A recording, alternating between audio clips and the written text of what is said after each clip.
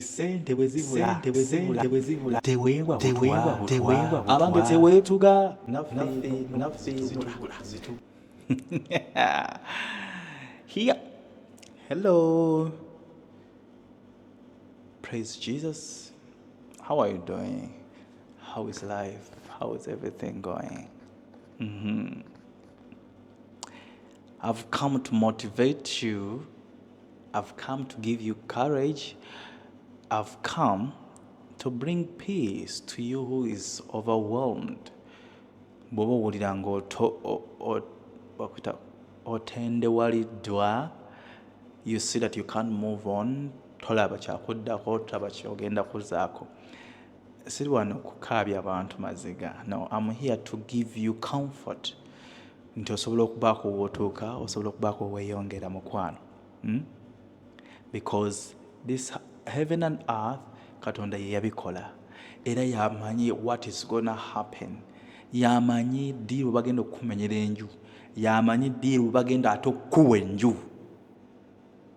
You get what I'm saying? Yamanyi ddi lw'ogenda okufuna kye weetaaga. This is not the moment for sorrow.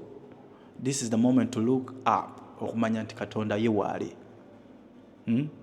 Kyovola nga nkugamba tujja nakana akayimba akagamba nti Mukama eggulu n'ensi gwe wabikola Mukama n'omukono gwo ebintu ebirimu era nabyo bibyo Mukama gw'obibezaawo nze ndi musajja wo omu ku bantu bo abayita mu muliro mungi ebintu ebinyiga nze gye ndi binene naye wowe bitono nnyo ssebo nti gw'omanyi nze bwenawona era omanyi nze bwembawo gw'omanyi nze bwenawona Mukama kuba nze ntunuliddegwe gw'omanyi nze bwenawona era omanyi nze bwembawo gw'omanyi nze bwenawona Katonda wange mbezaawo sinali nfunye ku nsimbi nenzimbamu akayumba nesaba banka nze nkole nze nga gisasula kati omulimu gwagwawo kati ennyumba nagisingayo nsabye banka empeyo akaseera ebyo banka tebimanyi bantwala gw'omanyi nze bwenawona era omanyi nze bwembawo gw'omanyi nze bwenawona Yesu Mukama ntunuliddegwe gw'omanyi nze bwenawona era omanyi nze bwembawo gw'omanyi nze bwenawona Yesu Mukama ntunuliddegwe gw'omanyi nze bwenawona kimanye gw'omanyi nze bwembawo era omanyi nze bwenawona Yesu Katonda wange mbezaawo obadde awo okola ne bajja ne bakuzimbulira ennyumba yo ebadde eteredde etudde ku mwaliiro mbutuufu nga tokyalina nakyolowooza nti gamba nti nothing can happen.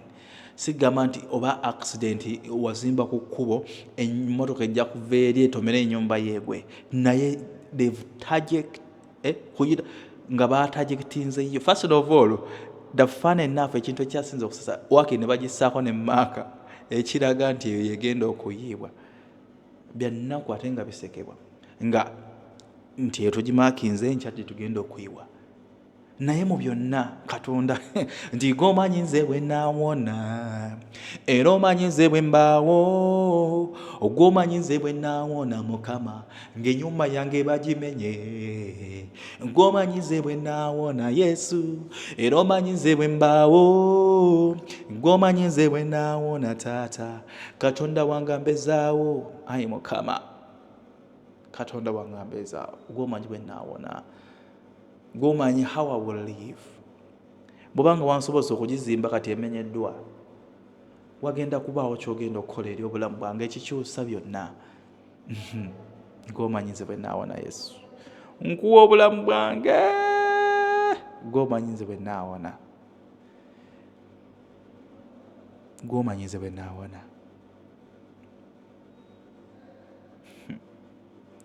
kola nseena ennyumira eggulu n'ensi gwe wabikola Mukama n'omukono gwo ebintu ebirimu era nabyo bibyo Mukama gw'obibezaawo nze ndi musajja wo omu ku bantu bo abayita mu muliro mungi ebintu ebinyiga nze gye ndi binene nawe ebiwo bitono nnyo